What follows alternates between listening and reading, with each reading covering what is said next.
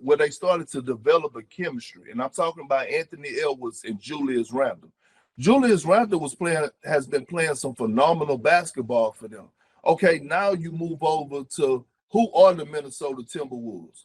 They're a bunch of dogs defensively. So they got a defensive identity that when they're locked in, they're a problem. Okay, you mix in a nice. Go ahead. Perk, but my problem is formidable as they are defensively. Luka's the dude that they have no answer for. We know what he's done to the Minnesota Timberwolves now. We know that. I know, but think about this, right? I want you to think about this. It's a lot different now with Luka versus the Minnesota Timberwolves. Here's why. Luka thrives at his best against teams when he have what? A legitimate lob threat. See, people didn't understand this last year. The reason that things were so wide open for Kyrie Irving and Luka in that Minnesota Timberwolves in that series last year in the Western Conference Finals was because of Daniel Gafford and Derek Lively. Yes, right? It's a different type. Like, is Jackson Hayes gonna be that?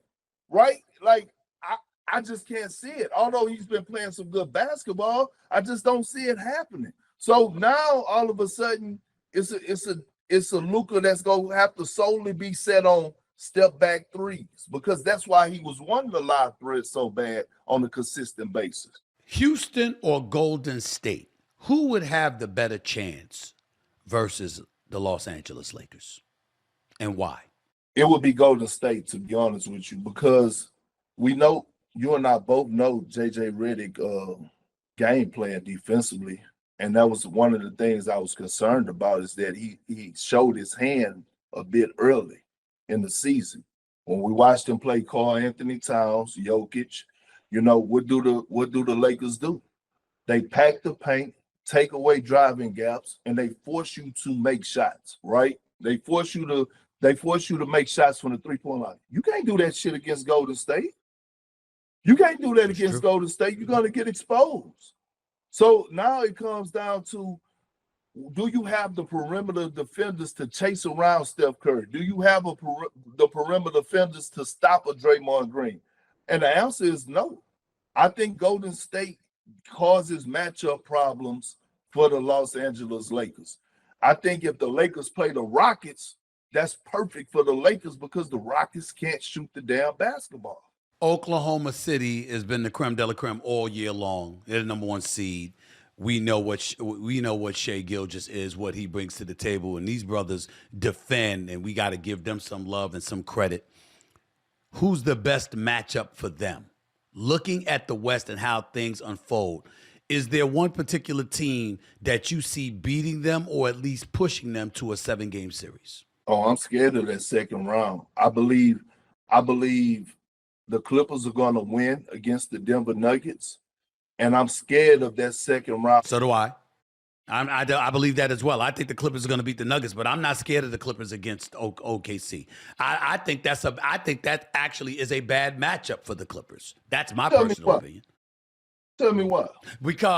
Because when I look at OKC, right, don't get me wrong, the Clippers are going to be formidable for anybody the way Kawhi Leonard is looking right now, if he continues to look this way, and James Harden's doing what he's doing. I'm not knocking that. But you highlighted this best. Zubac has been very formidable, played very well this year, and deserves a lot of respect from everybody. Well, Hartenstein with Chet Holmgren, I mean, that's something formidable to help deal with that. Whereas Golden State is undersized against the Clippers, that's not going to be OKC's problems. And so now you got the ball players with the Clippers against these young lions on a come up in OKC that felt the sting of losing in the semifinals last year to the Dallas Mavericks and Luka.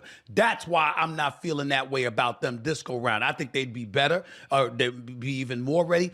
And I actually think somebody with the experience of a Luka or LeBron would be a greater threat to OKC rather than James Harden, along with Norman Powell and Kawhi Leonard, even though I know they some studs. I'm with you, but here's the thing too that we don't highlight enough when it comes down to the Clippers. They have some damn dogs defensively on that perimeter. Okay, when you think about Chris Dunn, when you think about Derrick Jones Jr. And I'm looking at that and I'm saying that causes some problems because although Steph Curry somewhat had a good slash, he had a good solid game against the Clippers in that loss. Chris Dunn was hell on him. I was watching him fight over them screens. I was like, and Ty Lue actually called me, said he's one of his favorite players that he's ever coached because he wants to be that defensive stopper. I'm not saying that they're going to beat him. I'm just OKC. I still got OKC going to the finals. I'm just saying it scares me, SA, to what I've been seeing from the Clippers. And we both know Kawhi healthy, he has the chance of being the best player in any series against anybody except for the Boston Celtics. Anybody that knows me knows I'm going to always root for the LA teams come postseason time. That's where I want to be in June. That's where I want to be in June. So I don't give a damn whether it's the Lakers or the Clippers. It's one of them, I'm still in LA. I'm straight. Let me transition to the Eastern Conference because I saw Orlando beat the Hawks last night. I know Miami and Chicago about to go at each other with the play-in. I get all of that. Is there anybody we should be thinking about in the East outside of Boston and Cleveland? Yeah. The Milwaukee Bucks. Okay. And I get it. People are saying no Damian Lillard, and I get all that. But has anybody watched Giannis Antetokounmpo the last part of the season? Stephen A. It's like he looked like the best player in the league. Like I was looking up 20 assists, 15 assists, dominating, and he was still getting his 30 and 12, but he was getting triple doubles. And I actually got Milwaukee picked to win that series against the Indiana Pacers solely because how dominant Giannis Antetokounmpo has been. And I'm looking at the others, Kyle Kuzma, Kevin Porter Jr., Bobby Portis, and I'm looking at Brook Lopez, and I'm like, it's not going to be sweet. I know a lot of people leaning towards Indiana because of the day, but Giannis is on a mission. Giannis is going to lead this team. They're going to beat the Pacers in the first round. See, I'm not sure about that without Dame. If Dame was there, I'll feel you. But without Dame, I just think I don't know if I trust that the other cats are going to be there to support Giannis.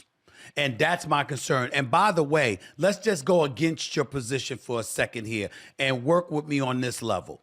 If Giannis loses in the first round, do you think he's going to ask out of Milwaukee? I don't think so. I don't think so either.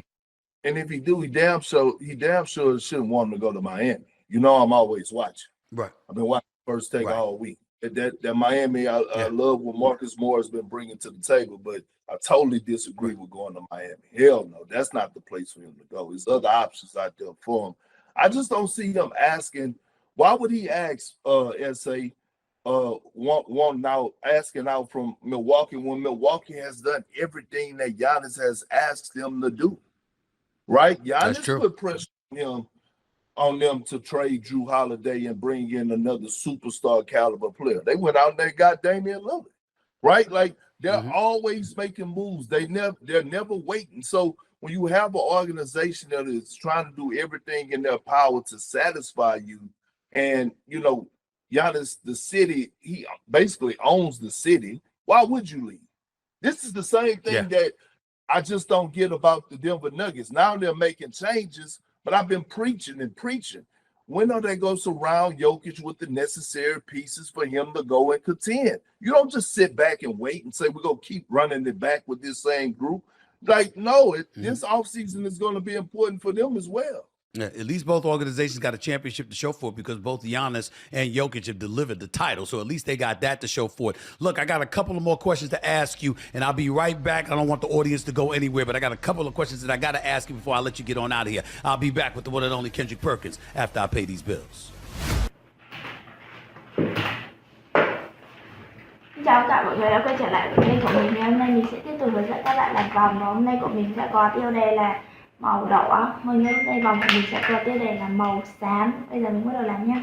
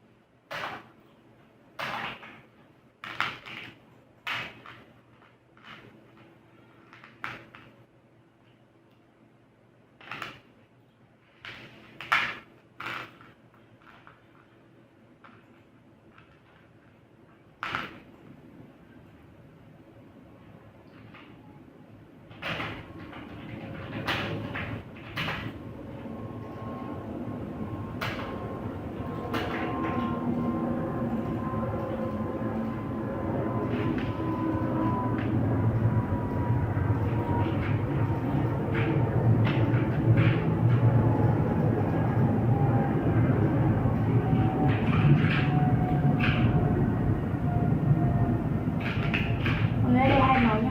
Đây hai màu. Tiếp tôi sẽ là màu thực đen. Ok. Thế đoạn video này kết là chỉ có hơn 27.000 lượt xem.